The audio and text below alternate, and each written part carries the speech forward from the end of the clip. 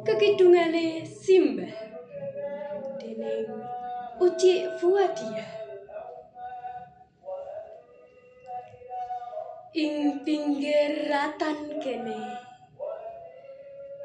ing ngisor dipan kono, ing dhuwur dingklik iki,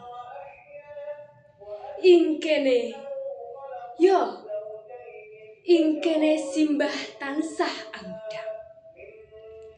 Tembange tak lela lela lela ledong cup menengo ger putuku lanang tak lela lela lela ledong besok gede dadi wong agung.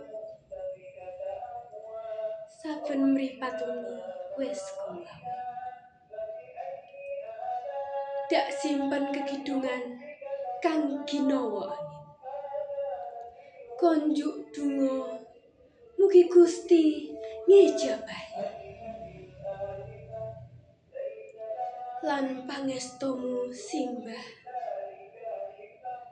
bakal dadi piweling dalan kang bakal dak kambah.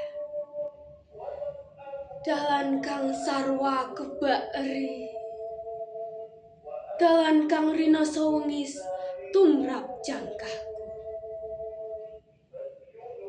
Nanging Simbah tak kira jangkahku bakal kadhep.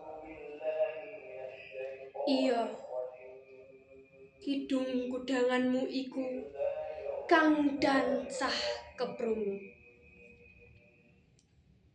Gawe gregeting manah lan sukmaku. Nglakoni dina-dina kang wis kagelar ing lembaran-lembaran ing ngarep. Simbah, apa isi bakal keprungu kekudanganmu mengko?